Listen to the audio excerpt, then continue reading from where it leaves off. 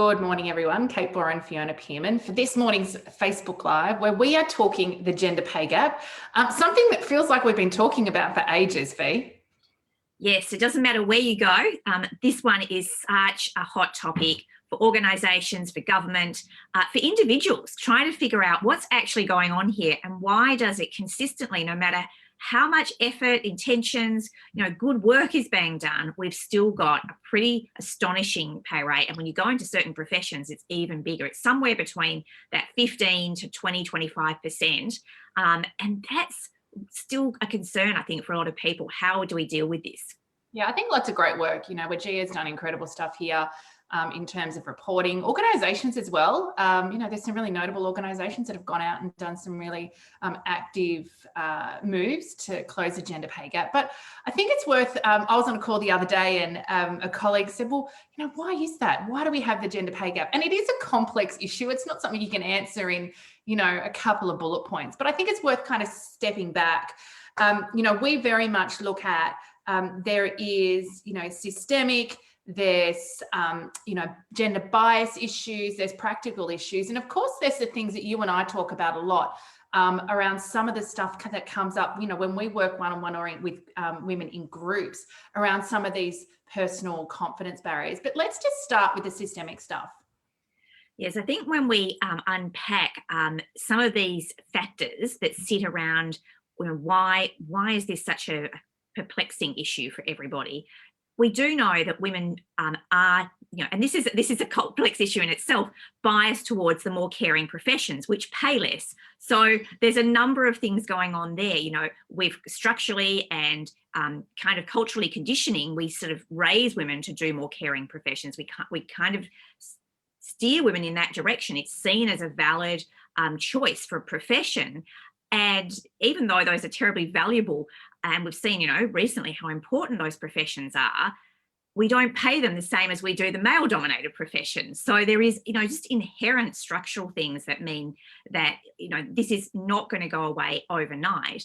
And then there are some things that we can look at around the way in which we participate in the workforce and what that looks like. And the fact that women are going to be more likely to take career breaks. It just seems to be the way. We've got a very strong bias in Australia. I think it's one of the strongest in the whole of the OECD around the male breadwinner model, which means that as families get to the point of having children, very often it's the woman who thinks, oh, this is my role, this is what I do. And it's not that that's a wrong thing, it's that we're not questioning or even talking about, well, how could we do this differently? Or what might be a different way or a different model for our family and the way we want to do this to ensure we both have careers and we both get to be involved in raising children. Yeah, I think I was just looking at our Women at Work research we did. I think that piece around, time out of the workforce or that labour force participation piece, part-time and what that means for your progression. I've got, loads of stories of colleagues who have said, I feel lucky that I've got the job I've got and I get to work the hours I do. So I'm not pushing for progression. I'm not pushing for additional salary. I just am really grateful that I've got what I've got. So I think that way that, and this is not general for everybody, but certainly there's no question that caring responsibilities impact how much time women, particularly in Australia, are in the labour force, which inherently impacts earning capacity, no question in the day-to-day, but of course in the long term, which is one of the big things you and I are really passionate about, is not just what we're earning this month or this year, it's the compounding or stacking impact of what happens today and what does that mean for what I earn in 5 years' time? What does that mean for my superannuation in 5 years' time? And of course, if as we look down towards retirement, what it means. So, it is quite a significant issue, as well as these practical kind of barriers. There's this piece around bias. And I've seen this play out, with lots of different clients throughout the past decade, where women who are quite senior in their profession are going for those senior roles.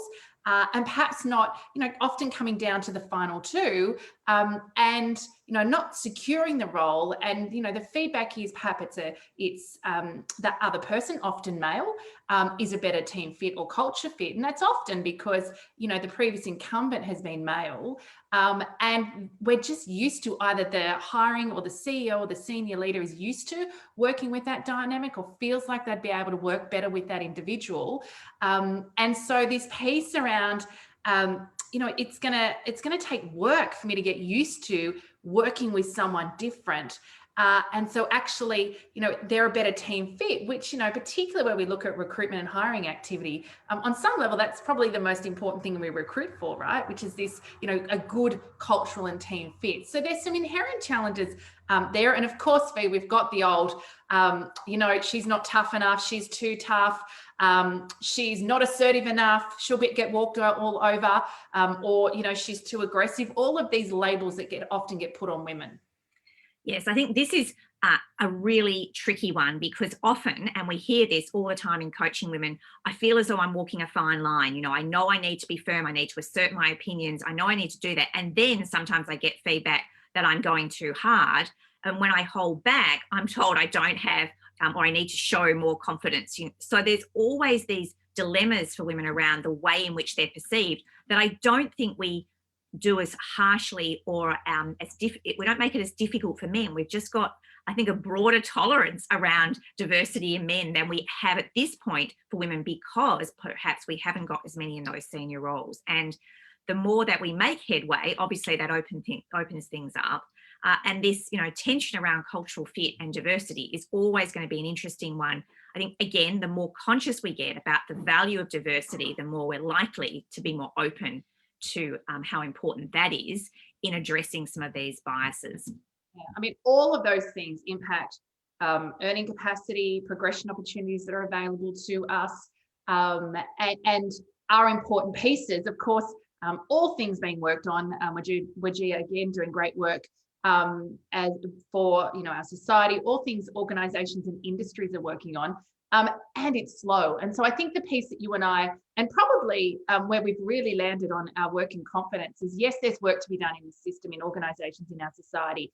And, you know, the fastest way through for individual women is to actually step in and take ownership, and get in the driver's seat, and perhaps to, you know, to take control of some of the things that we know from our work coaching women, that perhaps they're less likely to do. And one of those things comes down to actually negotiating salary, or asking for progression opportunities, and being quite bold and assertive in those conversations. We know from our Women at Work research that 1 in 2 women at least feel like they're underpaid by 10% or more. I know through conversations with women I coach that probably anecdotally 1 in 2 women is underpaid by $20,000 or more. And I know that because of the results we get when we get them either negotiate salary or they move into new roles. But the thing about the pay rise one is, of those who felt like they were underpaid, less than half had actually had a conversation about this. So I think, you know, this not wanting to talk about salary, this not wanting to negotiate. I've coached lots of clients who perhaps have been offered roles, and my number one thing is, okay, don't say yes before we negotiate salary. And that's very uncomfortable for most of these women. Yes, I think, again, a lot of these societal expectations, a lot of the ways we were raised, actually hinder us in these very conversations that are so important. And, you know, the more we can get comfortable, or the more we can support women to step into their power. And as you say, it's really about being bold, and probably bolder than we were comfortable with in the earlier parts of our career, and being able to stand in their own authority around the value they contribute, what they bring to the organisation, their experience, what they're able to contribute. All of these things are so incredibly important, and to be able to stand solidly in that and have the what are going to be at times difficult or uncomfortable conversations. And as you said, we've seen so many people who, when they are coached and supported, they of course do step into new roles, promotions, big salary increases that actually support them incredibly and are fantastic individually, but they also have a ripple effect into the system. They start to disrupt some of the status quo and say, actually, it's really important, it's really powerful for women to own their value and to negotiate well around their salary. Because as we talked earlier, that compounding effect, every time you wait too long to go for the next job, or to seek that promotion, or you shy away from the salary conversation, the cumulative, that compound effect over time can, you know, equal, you know, tens, if not hundreds of thousands of dollars by the time we get to retirement. So it's really worth resourcing ourselves, and that's very much the work we do, so that we're able to step in and do this early on. Yeah. And so we're actually going live today at 12 on a webinar all around positioning yourself for a six-figure salary in 2021. So we'll make sure the link to that is in the comments below. Please feel free to join us. And if you do want to talk specifically about, your relationship with confidence, perhaps where it fits with regards to, career progression opportunities or salary negotiations, reach out. I'm more than happy to jump on a call and support you in any way we can. And of course, if you want to go deeper with your relationship with core confidence, visit our website, coreconfidence.com.au.